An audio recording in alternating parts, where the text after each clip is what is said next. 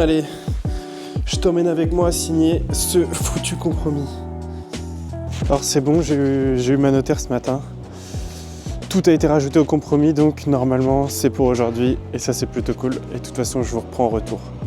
Bon, c'est signé, donc trop cool. On est repassé sur tout le compromis avec ma notaire. Et voilà, de toute façon je vous raconte tout ça dès que j'arrive à l'appart. Ça y est, c'est officiel, le compromis est signé pour ce magnifique bijou. En tout cas, bijou en devenir. Je suis hyper content parce que c'était pas facile, on a bien galéré. Mais bon, le plus important, c'est qu'on ait signé ce compromis avec tout ce qu'on voulait dedans. Je vous ai pas filmé, j'ai pas osé, mais concrètement, ma notaire et son notaire, on est repassé sur le compromis, on a tout relu, on a bien regardé que tout ce qu'on avait demandé avait été rajouté. Et c'était le cas, donc on a pu signer à la fin. Et mon délai de rétractation ne commence pas aujourd'hui, il commence dans, on ne sait pas quand, mais quand on aura toutes les pièces qui manquaient, donc il manquait quelques pièces administratives. Donc les pièces qui manquent, c'est une garantie décennale et des compléments de diagnostic qu'on voulait faire avec ma notaire avant que la signature soit officielle. Donc ma signature est bien officielle, mais mon délai de rétractation commence quand il y aura toutes ces pièces. Parce que oui, comme tout particulier, quand vous signez un compromis, vous avez 10 jours de rétractation. Ça, c'est quelque chose qui protège l'acheteur pendant 10 jours pour qu'il puisse bien réfléchir à son projet et bien réfléchir qu'il n'a pas fait d'erreur. Passé ce délai de 10 jours, vous allez devoir indemniser le vendeur de 10% de la somme que vous lui avez promise. Donc là, moi, j'ai signé pour 160 000 €. Si je me rétracte après ce délai, je vais devoir l'indemniser de 16 000 €. Et l'agent immobilier qui était sur place m'a dit que pour fêter ça, il m'a invité à l'apéro qu'il organise avec son agence immobilière, ce qui va me permettre de potentiellement rencontrer du monde, des gens qui travaillent dans l'immobilier à Rouen, des gens qui achètent des biens sur Rouen, etc. Donc je pense que ça peut être hyper intéressant et que je vais y aller, mais de toute façon, je vous raconterai ça. Comme je vous disais hier soir, c'est beaucoup plus officiel maintenant, mais vu que c'est beaucoup plus officiel, j'étais content. Et venu le soir, je me dis, mais ça y est, c'est concret, faut pas que tu te chies dessus, parce que si tu ne revends pas au prix que tu veux, si tes travaux te coûtent 3 fois plus cher que ce que tu as prévu, etc., etc. Donc je me suis fait des milliers de scénarios dans ma tête, vu que ça devient un peu plus concret. Bah, tu te projettes vraiment et si j'ai acheté de la merde ou si je fais de la merde, bah, concrètement, je vais perdre toutes mes thunes. Donc j'étais un petit peu dans le doute hier soir forcément, pour être sûr de ne pas faire de bêtises. Et tant mieux, hein, comme ça, au moins ça me permet de vérifier, revérifier. Donc là, je me suis projeté sur un petit Excel et j'ai eu pas mal d'idées hier soir de comment je pourrais faire justement pour déterminer. En gros, ce qu'il faut que je détermine, c'est mon prix de revente au mètre carré. Parce que si je revends 2800 € au mètre carré, je fais une plus-value, mais bon, voilà, elle est minime. Et si je me loupe un peu sur mes travaux, on peut très vite arriver à une opération blanche alors que je vais y passer 1 an. Alors que si j'arrive à revendre à 3500 € le mètre carré, là, tout de suite, je fais une plus-value de 80 000 €, ce qui est beaucoup plus intéressant. Donc hier soir, j'ai pas mal cogité et j'ai eu une idée. Je me suis dit que j'allais ce matin passer dans toutes les agences et leur demander, écoutez, je vais acheter là, je vais refaire neuf, tout propre, à combien je peux revendre au prix au mètre carré. En leur disant bien sûr que c'est un 80 mètres carrés aussi. Parce que oui, il faut faire attention, en général, plus on a de mètres carrés dans l'appartement, plus l'appartement est grand, plus le prix au mètre carré va descendre par rapport au prix moyen de la zone.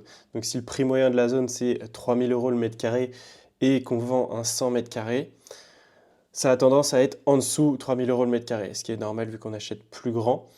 Alors que si on achète justement un studio dans une zone à 3 000 € le mètre carré, il a plus tendance à être à 3 500 € le mètre carré. Donc ça c'est normal et il faut le prendre en compte. Pas parce que ça vaut 3 000 € le mètre carré dans cette zone que toi, ton appart, tu vas le revendre à ce prix-là. Donc voilà, donc moi mon objectif c'est de déterminer, de trouver une fourchette et d'aller voir justement quelques agents immobiliers et leur dire écoutez à ce prix-là, donnez-moi une fourchette. Et c'est ce que je vais faire ce matin. Bon, je reviens de mon petit tour en ville des agences. Je suis un peu déçu du résultat.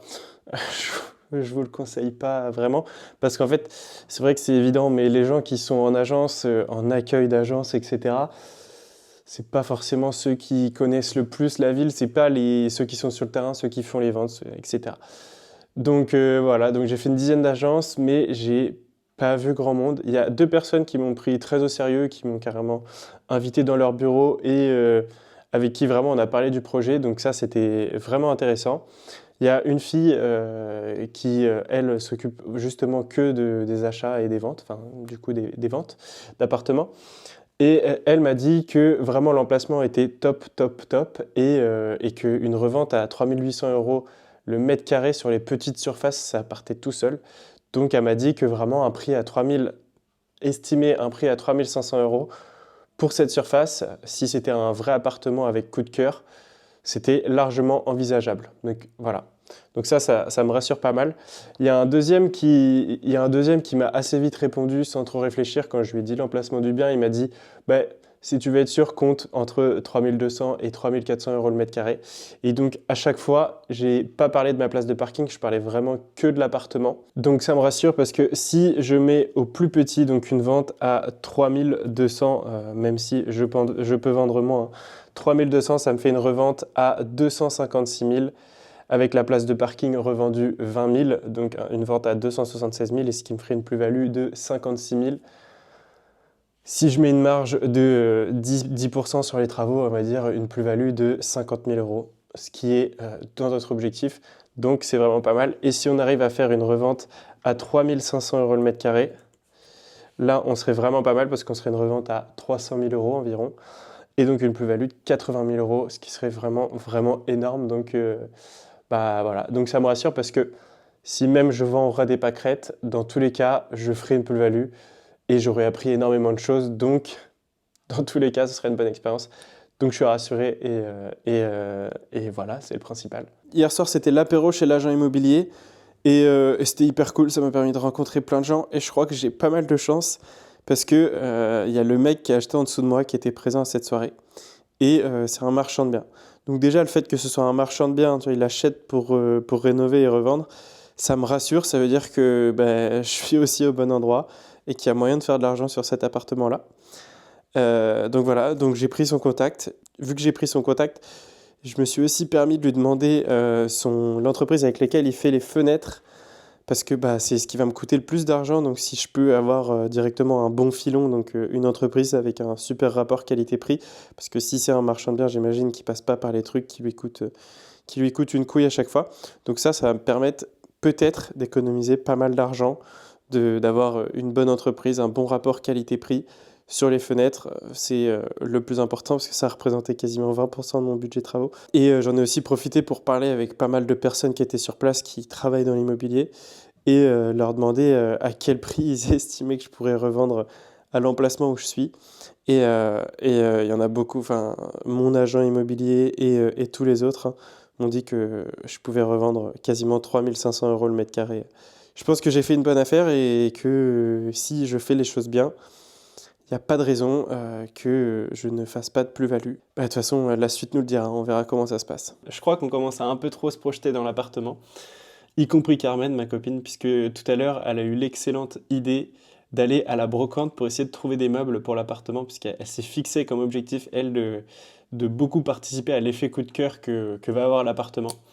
Donc, elle veut refaire des meubles, donc prendre des meubles anciens et essayer de les remettre à neuf, les refaire tout beau et un peu plus au goût du jour. Donc ce matin, on a été à une brocante et on a trouvé quelques petits trucs sympas, je vous montre ça tout de suite. Donc voilà nos petits meubles. C'était assez marrant parce que on n'avait pas de voiture en ce moment, donc il fallait transporter ça et ça pèse une tonne dans la rue. Je vous mettrai des petites vidéos en même temps, on a bien rigolé. Tue personne, s'il te plaît.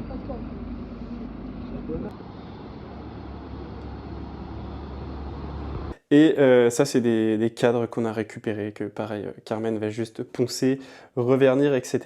Et là, je crois qu'elle veut carrément changer la toile ici et mettre, je sais pas trop encore, mais une peau de zèbre ou peau de vache, on verra. Ce qui peut être sympa, ce qui peut être sympa. Du coup, ouais, on commence à quand même pas mal se projeter dans l'appartement. Et la semaine prochaine, il faudra voir des trucs un peu plus sérieux que les meubles. Quand je parle de ça, je parle surtout des demandes de travaux pour les fenêtres, puisque c'est un immeuble dans le centre-ville historique, comme je vous disais, donc les fenêtres, il faudra sûrement faire des demandes sûrement pas des permis, mais des demandes de travaux.